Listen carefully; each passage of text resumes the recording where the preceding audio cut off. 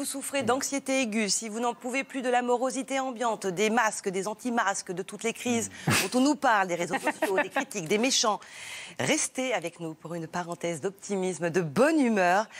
Un artiste qui fait du bien dans ce monde de brut. C'est le titre de cette émission. Est-ce qu'il vous convient, Louis Chédid, dans ce monde de brut? Alors ce monde de brut, c'est peut-être un peu excessif, parce que moi je connais plein de gens dans ce monde qui ne sont pas des brutes, mais dans ce monde anxiogène, ouais, ça c'est sûr. Vous ne sentez pas qu'il y a quand même des brutes? Ah si, bien sûr qu'il y a des brutes. Il y a Donald Trump qui est une grosse brute. Ah oui, citez des noms, tiens, de brutes. Il y en a tellement. Mais moi, j'essaye plutôt de regarder vers les gens qui ne sont pas bruts. Mais vous savez que c'est la même chose avec Louis Chédid depuis, 35 ou 40 ans. Là, on vient de faire les paroles d'une chanson qui a été un tube en son temps. T'as beau pas être beau, monde de cinglé, et jeter dans la peau, etc. Ouais. C'est ça, Louis Chédid aussi. Louis Chédid, qui est en tournée dans toute la France, avec notamment 2 dates à l'Olympia, le 12 novembre et le 28 janvier, parce que vous deviez... Le 11 janvier. Pardon, le 11 janvier. Vous deviez commencer cette tournée au mois de mars. Oui. Et ça s'est arrêté net pile vendredi 13. Ça s'est arrêté le vendredi 13 mars. Oui. Vous êtes superstitieux ou pas? Pas vraiment. Maintenant, oui. J'aimais les vendredis 13. Ouais. Non, mais je me dis, si ça s'est arrêté, c'est que d'abord, c'est planétaire. Hein, je veux dire, donc là, on ne peut pas lutter, on ne peut pas se dire que c'est de sa faute. Ouais. Voilà. Mais évidemment que on était en pleine répétition, on était tous très, très excités de partir sur la route. Ça faisait longtemps, en plus, que je n'avais pas fait de concert tout seul. Oui. Et ça faisait 7 ans, donc, ou 6 ans. Et donc, évidemment, je me disais, ça y est, il n'y a plus que 2 semaines encore de répète, et puis on va se retrouver sur la route. Et ça s'est arrêté d'un coup. Après, heureusement, moi j'ai un producteur très efficace et très bienveillant avec moi et qui a tout reporté les dates. Et donc, normalement, on démarre le 25 septembre. Enfin, pas normalement, c'est sûr. Parce que cette date, on la fera quand même. Quoi qu'il arrive. Ce sera peut-être la première et la dernière, mais en tout cas, on la fera celle-là.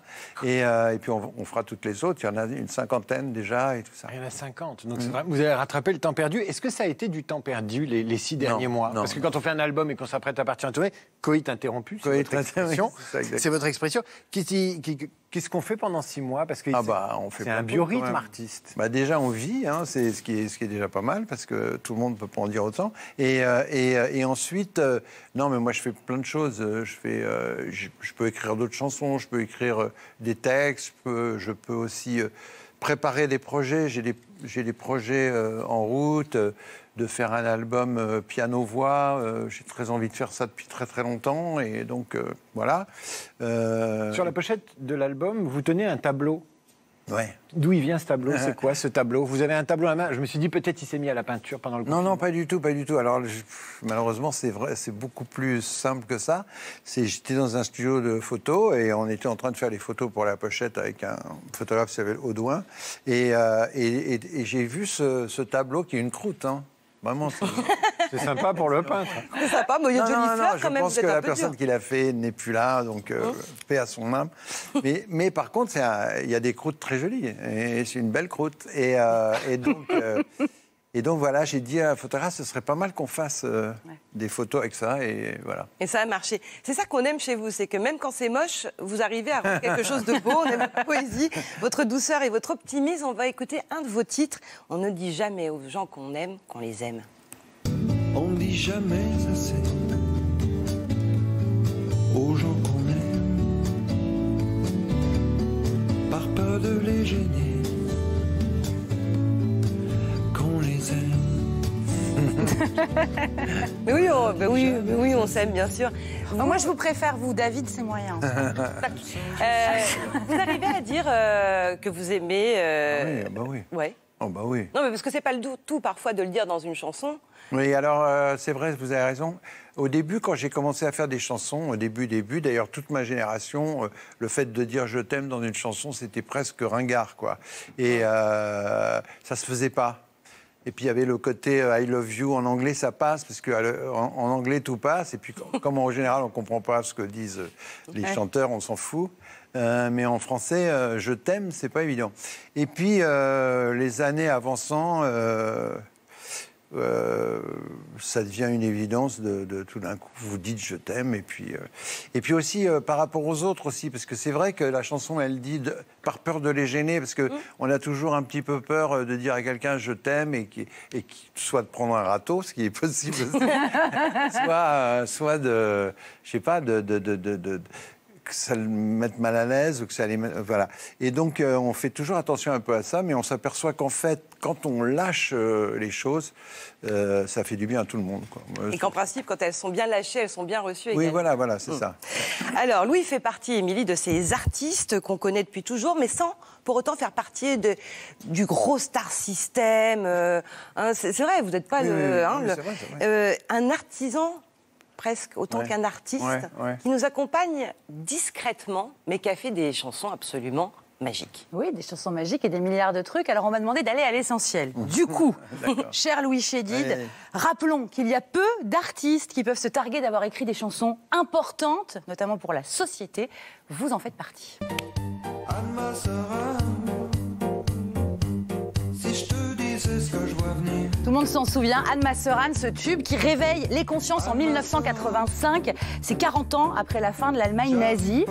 Il fallait le faire et vous l'avez fait, quitte à vous fâcher avec votre maison de disques de l'époque, dont vous avez claqué la porte pour laisser une chance à cette chanson. Absolument. Ouais, c'est fou ça quand même. La maison de disques de l'époque voulait sortir une autre chanson, d'ailleurs, qui a aussi été un succès, mais enfin ça n'a rien à voir, God Save the Swing, qui était beaucoup plus ludique et tout. Et moi je leur ai dit, écoutez, si vous voulez pas sortir... Moi, j'avais envie de parler de ça, donc c'est ça qui prime pour moi. Après, ça a déclenché, parce qu'en 85, c'était pas... Mais c'était la pleine montée de l'extrême droite. Oui, enfin, c'était en pleine, mais c'était pas encore ça, même si peu de temps après aux législatives, ils ont eu, je crois, 30 députés à l'époque. Mais qu'est-ce qui fait qu'à l'époque, vous vous mettez à gamberger là-dessus? Parce que pour moi, si vous voulez, quand j'étais petit, scolaire, et je me baladais dans les rues et je voyais vous savez, il y avait le mouvement Occident, il y avait Tixier-Vignancourt qui représentait 0,3% de l'électorat d'extrême droite. C'était rien, quoi. Enfin, c'était rien, c'était déjà trop, mais disons que c'était pas grand-chose. Et puis, tout d'un coup, on a vu que ça commençait à augmenter, etc. Et moi, c'est quelque chose qui m'a toujours beaucoup... Enfin, toutes ces idées de racisme, de xénophobie, de choses comme ça, c'est tellement dégueulasse, quoi. Je veux dire, c'est tellement ridicule. Et puis, en fait, on est tous quand même à l'origine... nos origines sont très, très lointaines et sont très complexes, sont très mélangées. Donc, on est tous un peu... des gens qui viennent d'ailleurs, quoi. Il y a un métissage. Oui, donc c'est presque une bêtise d'être raciste, c'est complètement idiot, quoi. Je veux dire, on peut pas être plus abruti que d'être raciste, je trouve. Et voilà, donc quand j'ai vu un peu tout ça, et puis j'ai été très très frappé par le journal d'Anne Frank, ça c'est vrai que j'avais lu ce livre et ça m'avait complètement... ça a été une révélation pour moi, j'avais 12 ans, j'ai lu ça, et je me suis dit, mais c'est pas possible. Parce qu'en fait, on ne parlait pas beaucoup de la guerre.